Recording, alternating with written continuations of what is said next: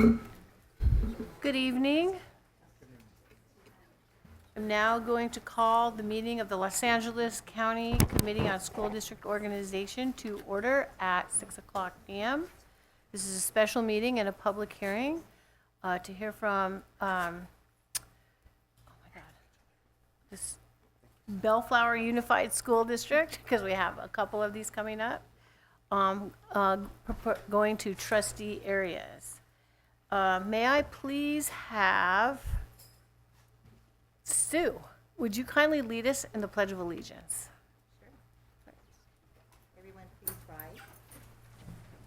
Put your right hand over your heart and begin.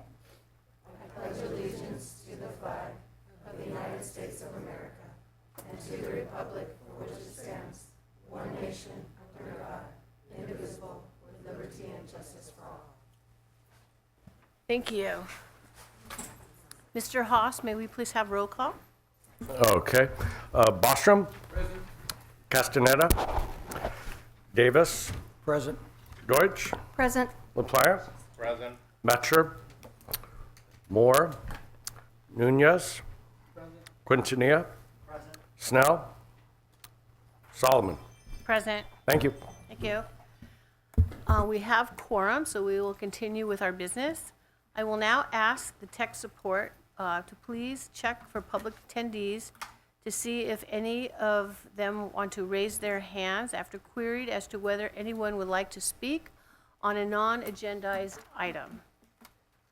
For those individuals providing public comment via Zoom, dial *9 on your phone, again *9, or use the raise hand button if you're connected using the Zoom app if you would like to make public comment on non-agenda items. We will wait for speakers to queue up. Please stand by.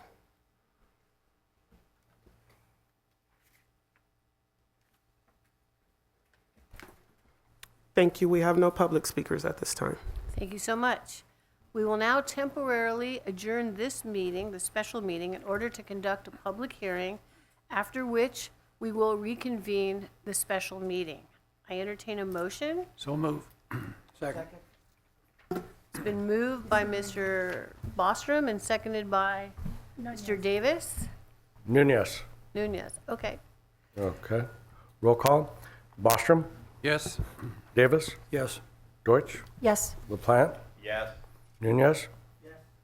Quintanilla? Yes. Solomon? Yes. Thank you. Solomon. Yes. Okay, we will now reconvene our special meeting. Let's see, so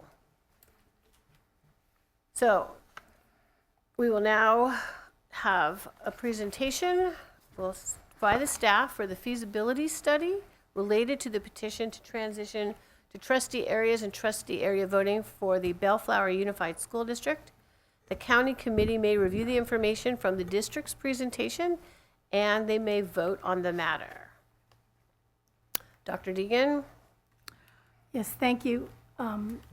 When you thumb through the feasibility study, we did have a number of attachments that the committee requested at its last regular meeting: the PowerPoint, the board voting resolution, and the complete map set with identification of where the trustees live on that map set. So that was a lot of information that we typically don't have. I think the district and the speakers have gone through it and presented that for you. If you want to center your questions around them, around those issues, you can probably get better answers from them than you can from me.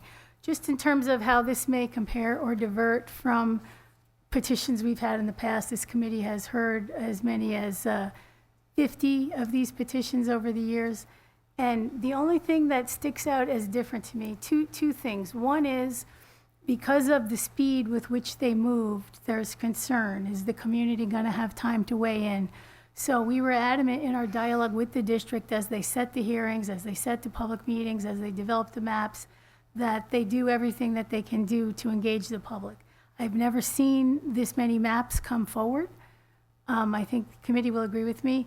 I don't know that there were hundreds of people at every hearing, but there was engagement at every event they had, and they did adjust the maps accordingly, and then entertained maps submitted by the public. So that gives me a comfort that the process was representative of the community. The outreach was made. They did participate to the degree possible, as we know, at school-related events. Unless you're giving out an award, we often have low attendance at these events. But I think the district, in a abbreviated timeline, did exactly what it would have done had it had twice the time. So I'm impressed with that. The other issue that comes up is the new requirements under the Fair Maps Act. These are requirements for the district, and they've already been discussed by Dr. Johnson. But just in brief, these are criteria that the district has to look at. And it's things as, is it compact? Can you draw majority districts? Are you favoring or targeting incumbents? All the things that they have gone through before. What I saw in both the breadth of the map sets considered and the number of events that they had in a relatively fleet timeline, that they did address all of them. And when you have a map, or just because of the geography of where your trustees live, when they first ran for office, they didn't know they were going to be in trustee areas, right? So you inherit the geography that your elected board manifests when this process starts. And virtually every map had one or more trustees paired in at least one trustee area, some more than one. And so I think that's significant in the sense that the district was trying to do the right thing. I was very impressed to hear Dr. Johnson say he didn't know the location of the trustees when he started the process and rolled out the maps. And that's an extra level of attention to that requirement under the Fair Maps Act that we haven't seen before. So I think that's very impressive. So long story short, it leads me to recommending what we knew at the time, and I think what I've heard presented today only enhances that recommendation. I would recommend that the committee approve the move to trustee areas, that it approve map 113, the district's selected map, for all the reasons that the local district is able to explain with its professionals why it did what it did.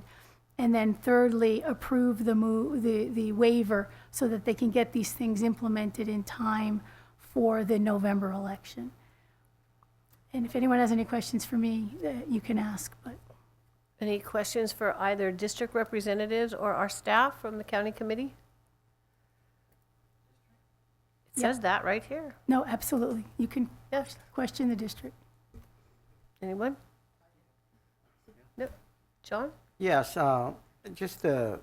what are the, I was reading it and I'm not too sure, who is going to be up for, what districts are up for election in '24?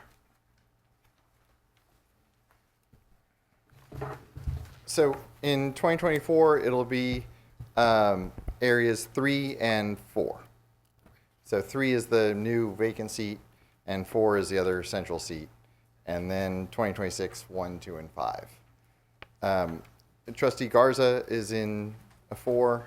To answer your other question, as I mentioned, 3 is vacant. And then there's a pair in 2 and 1 trustee each in 1 and 5. Thank you. Okay. Are there any other questions? Mr. Quintanilla? For the cities, for Lakewood, your school district includes Cerritos, Cerritos. Lakewood, and what other cities? Bellflower. Just Bellflower, that's it, the 3 cities. For the city council districts in Lakewood, how many council districts are in Bellflower's school district? Just Two. We have 3 seconds. So Cerritos, Bellflower, Lakewood. So if I understand correctly, so we service 3 cities. Okay. So 3 different city councils. If that was the question. That was my first question. My secondary question was, for the city of Lakewood, are there multiple council members in the Bellflower part? No. That. So just only in the one Lakewood. councilman represents the top I tier think I see there. what you're saying. Okay. No, it's 2. There is It'd two. be 2. Maybe Councilman Oriano could. It's you and Jeff. And Yeah, there's 2 of us, and the boundary would be, you go ahead. What is the What were you boundary? gonna say? Yeah, I was going to ask you, what is the boundary? So the boundary, District 4 and District 3. So District 4 stretches from a little bit of South Street, which includes Lindstrom, correct? All the way down Palo Verde to Carson, and then heading back towards the 605 freeway. Council member 3, which is Jeff Wood, yeah. It goes from Palo Verde, one street over, Conquistor, all the way up towards Lakewood High, from Carson to, So without seeing those major streets, is it a north-south, is it a east-west, or is it? it is diagonal? it would be north-south, It'd be a north-south split. yeah, and a little bit of east-west also. But we're coming from Woodruff to Palo Verde, and then Palo Verde to the 605. It kind of splits. So there's 2 almost equally split, kind of, right? 3 and District Steve Croft. Yeah. Okay. It's actually, yeah, and there's an additional one for District 2, which is Steve Croft. So actually, it splits up between 2, 3, and 4. So it's actually 3 different council members. In trustee area 5. Yes. Okay, thank you. Okay, Thank you.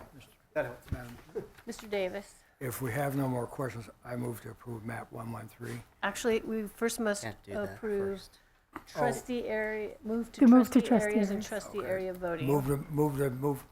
Motion to move the trustee areas And trustee area voting.